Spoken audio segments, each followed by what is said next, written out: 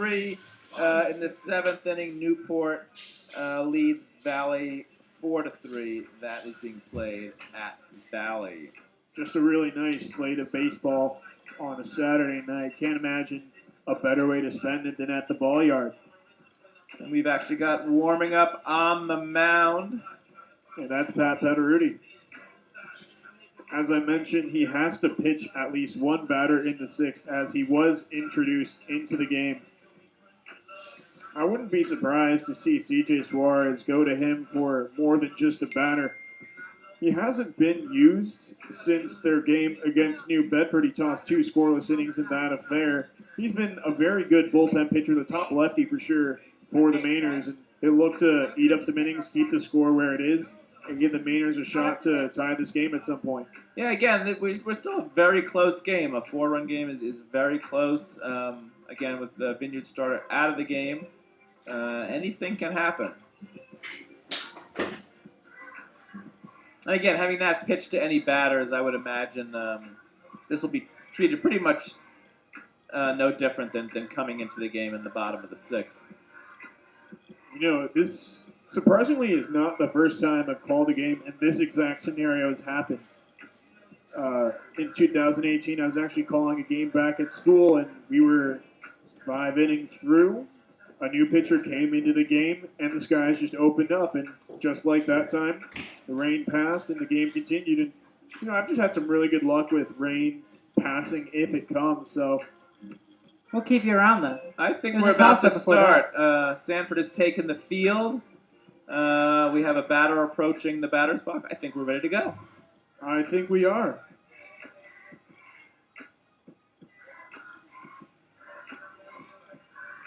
And for the bottom half of the 6th inning, for his last half inning, it's going to be Ryan Zimmerman, the voice of the Mainers. We are finally ready after a delay that unofficially lasted for 37 minutes. Thank you, Keith. And how sweet it is to be back on the airwaves with baseball. It's Pat Petteruti on the mound, as mentioned previously, as we'll have the 8-9-1 hitters, Ryan Hogan, Dylan Lutz, and Colin Shapiro, to face the left-hander from Brown University. The home plate umpire signals play on, and we are set to resume action at the Shark Tank. Petteruti from his windup. Hogan swings at the first pitch and pops one up on the infield. Brendan Langford comes in, as will Orlando Adams, as Brandon Langford can't hold on to the baseball. He couldn't secure the pop-up, and Ryan Hogan reaches on error to start off the 6th. Vineyard is a tough sky. We've seen a lot of players with issues on pop flies. That was in a tough spot. It was between home and first, in fair territory, closer to home than to first. Normally, I would think the first baseman has the best shot. It was off his glove, drops, and Vineyard have the leadoff runner on here in the 6th. I was also thinking that Adams was going to call off Langford. He didn't, and so Hogan's aboard. So it'll be a lefty-lefty matchup. Petteruti against Dylan Lutz for his third AB tonight. Dylan's dad stopped by and corrected our pronunciation. We apologize for that. Yes, we try to get those right, and I was under the impression it was Lutz. We apologize for that. Petteruti's 1-0 fastball gets away from Adams as Hogan will take second. Adams finally finding the ball. Hogan will go for third. The throw in is offline and gets into left field. Hogan was not up in time to try for home, but a 2-base wild pitch. And the Sharks have run number 5 waiting on third base. We'd like to welcome back the listeners from 104.3 FM, 1220 AM, The Legends. Thank you so much for sticking with us. And thank you to board operator Justin Sawerski for handling the weather as well as he did. Really nice job back there. Definitely a Vineyard 2-base wild pitch. That one bounced off of Adams' foot and then caromed toward Sanford's dugout. And again, that place is very far away from home plate. And when that ball got away, Jay Mendez, the Sharks manager, jumped up and down and did a 360 twirl. One of those, I wanted you to do something and you didn't actions from Mendez. I'm sure he would have loved to have Hogan come all the way around on an errant pitch. but he is 90 feet away. Sanford will elect not to bring their infield in. Interesting. I would assume that they were, but instead only Van Remortel is in on the grass at third. Everyone else back. Still a 2-0 count on Dylan Lutz. Pederudi's windup. Pitch misses inside. Got the batter to lean out of the way. He's ahead 3 balls and no strikes. We're a little surprised by that. Yeah, with only one runner on, I'm definitely bringing the middle infield in. But we will see what happens. Pederudi sets. Adams gives him his sign. A nod now the 3-0. A fastball over the heart of the plate for strike 1. Lutz had to have the take sign on there. That was right over the heart of the plate. About 1.5 dozen fans have remained on hand. The hardiest of the hardy, and we're happy that they're here. And we're happy you're here, sticking with us here in the last of the 6th. Pederudi ready. Adams sets up outside the 3-1. A fastball hits its spot, but misses low, ball 4. So Lutz will take his base. Runners on the corner, still none away for the top of the Sharks lineup. Now batting left fielder from UMass Amherst. You know, it changes obviously the calculus a little bit. You're still down 4 runs, but now with the infield back, you could turn a double play and at least get 2 outs. You're still giving up a 5th run, but It'll still be the same infield alignment. Corners in, middle back for the Mainers as Colin Shapiro stands in as Pederudi throws over to first base. Lutz is back in time. We had a situation first and third here at the Shark Tank where on a very soft throw to first, Matt Chamberlain broke from third and scored on a stolen base on a pickoff to first. So just keep an eye out on Hogan there at third. Pederudi takes his time. Runner on the move. Pitch is fouled away. And Lutz will return to first. He had that bag stolen, and I don't think Adams would have thrown over anyways. Yeah, I thought Lutz had that easy. But Shapiro electing to swing. Nothing in 1. Action going in both bullpens. The Sharks have a lefty going. The Mainers will have a righty up. Pederudi gives Adams a nod. A look to first. Now the 0-1. A fastball right on the outside corner for strike 2. The fans that have remained at the Shark Tank voicing their displeasure with the home plate umpire, but Shapiro still falls behind in the count. Adams set up away. Pitcher hit the spot perfectly. You know, only question is, was that outside? Doesn't matter now. It's 0-2. Big pitch upcoming as Pederudi comes set. Glove at the letters. Runner on the move as Shapiro fouls another pitch away. And for the second time in 3 pitches, Colin Shapiro will retreat to first after attempting to swipe second. Yeah, Lutz, again, I thought he had that base stolen if he wanted it. Problem with 2 strikes, obviously, Shapiro, you know, if it's in the strike zone, Shapiro's got to swing. And that one looked like it definitely was a strike. Mainers looking for a big first out. As Pat Pederudi will throw over to first base. Lutz is back in time as now Ryan Hogan retreats to third. So some mind games being played down the third base line. We'll see if Hogan tries to read Pederudi and make a break for home. Lutz increases his lead on first. Brandon Langford holds him on the 0-2. A curveball and a foul ball towards the Maynard bullpen. Almost a really nice scoop from the bullpen protector. Unfortunately, he's wearing a jacket. I can't tell who he is, and the Martha's Vineyard fans are really giving him the business. They're getting on him for that one. Well, it looked like a nice glove save. You know, the grass is wet. That ball skipped. He did a big glove swipe. Actually knocked it way over the fence. You know, they call that one a 10-bell ringer. Pederudi ready with another 0-2, a fastball and another foul ball towards the Maynard dugout. Shapiro really giving Pederudi all he could handle. A nice battle brewing at home plate. Pederudi, a power pitcher, not giving in to a contact hitter in Colin Shapiro. Again, earlier we mentioned the grass is thick, but when it's wet like this, the ball will skip off the grass. Lutz on the move. The 0-2, a swing and a miss. Throw down to second is not in time. Ball gets into center field. Hogan will score. Lutz trying for third. The throw is not in time. And the Sharks are up 5-0. And the question is, was that a strike? I thought he went around. Shapiro is still in the batter's box. It was a check swing By all indications, it looked like the Mainers thought it was strike three. That's why Orlando Adams threw down. In fact, they're calling it ball one, a very late call. But Colin Shapiro remains in the batter's box, and with Dylan Lutz on third base, he's still got an RBI chance. That's 2 errors in the inning for Sanford.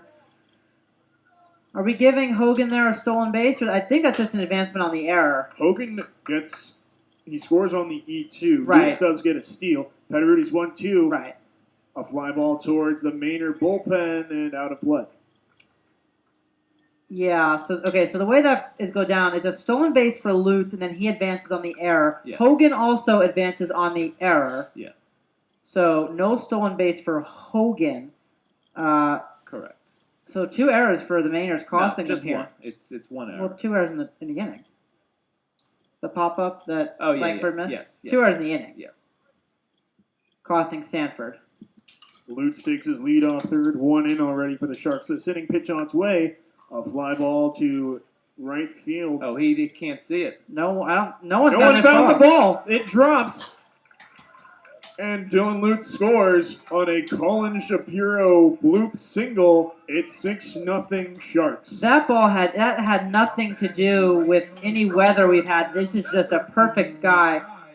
Shane Marshall, center fielder, had no idea in the world where that ball went.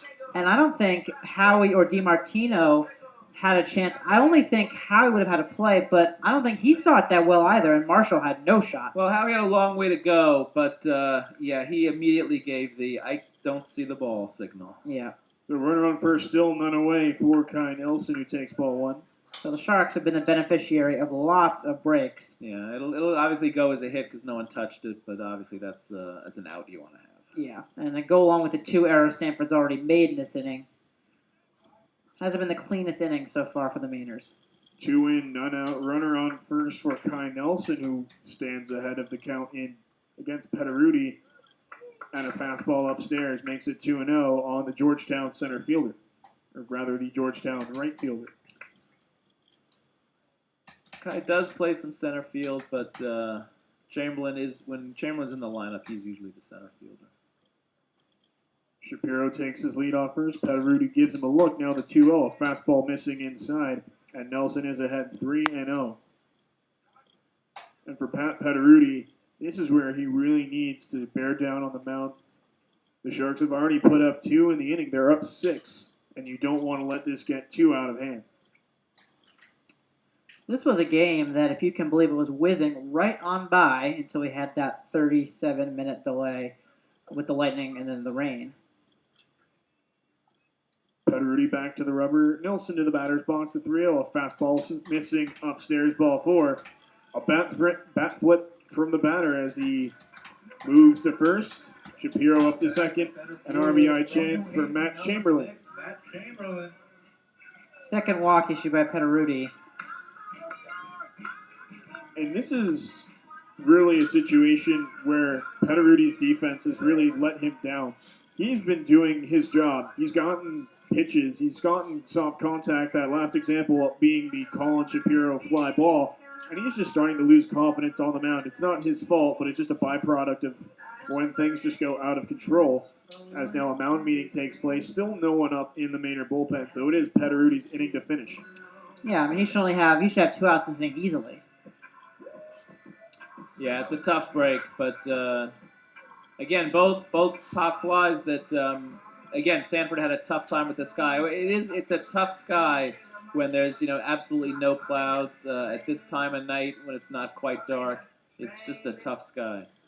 Yeah, Marshall had no shot at that Shapiro single. He just never saw it. No. We see that a lot here at the Shark Tank. I think it's unique to this ballpark. Just the sky, the color, I think is unique. So the mound meeting concludes. Pederudi goes back to work against Matt Chamberlain, the center fielder. A look down at Shapiro on second. As Pederudi's first pitch gets away from Orlando Adams, he can't find the ball. No one's covering home, but Orlando Adams gets the baseball. Pederudi moved over, and his runners on second and third. Still none away. Sharks have moved up a total of 4 bases on wild pitches, that one being the third wild pitch. Second wild pitch, excuse me. They have gained 4 total bases, was what I was trying to say. Sanford, again, middle infield is back. I think they just want an out at this point. You can't blame them Yeah. considering what's gone down in the inning so far. Perry takes a deep breath. Now his 1-0 to Chamberlain, a check swing, but ruled no swing at home plate on a fastball that missed a little bit high. Appeal down to third base confirms the call. It's 2-0. That's about the latest appeal I've ever seen. I was going to note that we do have a third base umpire at the moment with the base runners at Yeah. second and third, so the check is available there. Yes. Perry nods to his catcher, the 2-0 fastball almost evades. Orlando Adams does a nice job to slide on his pads, keep that one in front of him. It's 3-0. Did I miss the Sanford action? Like, is a pitcher ready, or is No. there's just No, it's Pederudi's inning to finish. Their bullpen has gone quiet since the mound meeting. 7 straight out of the zone for Pederudi. Yeah, he's struggling. Pitch on its way, a fastball outside, ball 4. So Chamberlain takes first base on Pederudi's second consecutive walk. And the bases are loaded for Anthony Vedetto. 34, Anthony Vedetto. He's already homered once in this game. Took a fastball over the left field wall in the third inning. He'd love to have a multi-home run game and do it in style with a grand slam. Bases loaded. Pat Pederudi still has not recorded an out this inning, and he'll misfire on a first pitch fastball downstairs. Yeah, Pederudi he looks he can't find it right now. It's got to be frustrating. You know, it happens sometimes. Baseball can be a very unforgiving game, and Pat Pederudi's just a victim of some really bad luck on the mound. Takes a deep breath. His 1-0, a fastball, finally finds the zone, and the count is 1-1 to the dismay of the Sharks faithful. Sometimes that's all you need, just one pitch over the plate, and suddenly you find it again. Well, that breaks a streak of 9 out of the zone for Pederudi. The 1-1 on its way, a swing and a miss. Vedetto wanted that grand slam, but got fooled on an off-speed pitch. It's 1-2. Everybody's back for Sanford. Even the third baseman is back. I would assume he's looking to turn too. Pederudi takes a deep breath, takes his time on the mound. Now the 1-2, a curveball. Got Vedetto looking for strike 3. A big first out as a double play can get the Mainers out of this 6th with just 2 runs allowed. Number 3, Jack. Yeah, it was a great changeup. Froze Vedetti over the outside corner. First out of the inning, and yeah, exactly. Now a double play, and you out of the inning with just 2 runs. So still runners at every base for Jackson Raper. Pederudi starts him off with a fastball that couldn't find the outside corner. Raper on the day, he is 1 for 3.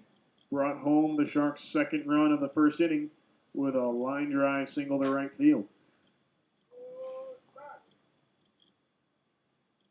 Adams gives Pederudi his target, the 1-0. A foul ball towards the Maynard dugout. An even 1-1 count as a couple of fans are running over to try and find themselves a souvenir.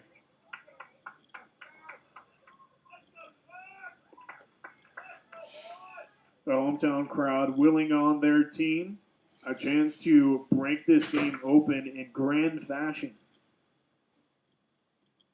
Pederudi sets a 1-1 fastball, misses upstairs on a check swing from the third baseman. Thought he might have gone around, but the home plate umpire says no, sir. If you're Pederudi, this is a double-edged. You don't know how to think about this. Raper strikes out a lot, but he also hits a lot, so it's a prime candidate to strike out here. The 2-1, a fastball and a called strike 2 on the outside corner. The boos rain down as the count runs even. What do you think there, Dad? I could have switched. I thought the 1-1 pitch was a strike, and I thought that one was outside. So 2-2 is where it is. An even count to Raper, a big pitch upcoming. Pederudi sets, kicks and deals, a curveball fouled away. Kim came in with the off speed. That was a curve. I thought the pitch that struck out Vedetti was a changeup, but Raper did well to foul that one off. The Sharks could put their lead in double digits with one swing. Every base occupied, and Jackson Raper remains at the dish. Petteruti ready. The next 2-2. Swing and a miss. Petteruti went fastball, and Raper wasn't ready. 2 down, and Nick Raposo coming to the plate. Number 12, Nick Raposo. Well, from bases loaded, nobody out. 2 big strikeouts, but Nick Raposo, probably the Sharks' best hitter so far this season. He comes up with 2 outs, bases loaded. Sharks looking to add to their 6-0 lead. This is the guy the Sharks want up. He's been their catalyst offensively. His .393 batting average coming into this game, 7th in the league. He'll take a fastball upstairs. Yeah, this is the guy. I remember him last year. He could hit, but you thought he was in there mostly for defense, and now it's really been the hitting that's come along. And really, that's the strength of his game now. Everyone ready for action? Petteruti with the 1-0, a fastball and a called strike 1. This is the same Petteruti that walked or missed 9 straight out of the zone. I mean, he looks completely different. I think it's just a matter of confidence. Petteruti was pitching with a little bit of dejection after those 2 errors led to 2 unearned runs. Now he's found his mojo on the mound again. His 1-1, a line drive into left field, and a base hit. 1 run will score. That's Shapiro. Nelson coming around. He will touch home as well. So a 2 RBI single for Nick Raposo makes it an 8-0 score. Shortstop from Wichita State. Raposo hit that one hard on a line directly to the left fielder. Skipped a little bit on the grass, but Nelson scored easily. The big 2-out hit for the Sharks, who lead it now 8-0. You know what they say? How many runs does it take to win a game? The answer is always more. Yes. That's exactly what the Sharks are doing. They've kept their foot on the gas as the 9th batter of the inning, Brady Slavin, steps in as Petteruti pumps a fastball in to start the at-bat. Tate almost had that ball skip by him. Oh, yeah. No, He had to do an emergency reach down. That ball skipped big time in that wet or at least damp outfield. Lucky that ball didn't get by him. Petteruti checks on Chamberlain at second. The 0-1, a chopper towards the first base coaching box out of play. It's 0-2. Yeah, it was kind of like skipping a stone off the surface of the water. I mean, the grass is wet, and Raposo hit that ball hard. He hit that one right on the numbers. That's a real in-between type play for Connor Tate, who did as well as he possibly could with that one. An 0-2 count on Slavins as the Mainers try to prevent the Sharks from batting around. A look at Chamberlain. Now the 0-2, a fastball well upstairs, and it's 1-2. Slavin's 0 for 3 so far, looking for his first hit of the night. Ryan Hogan, who reached on just a plain old drop by Brandon Langford, would be next. He'd be the 10th man to bat. Petteruti settles himself on the mound. The 1-2, a curveball in the dirt. Adams able to keep this one in front of him. And the runners at their respective bases. It's 2-2 on the Sharks' 7-hole hitter.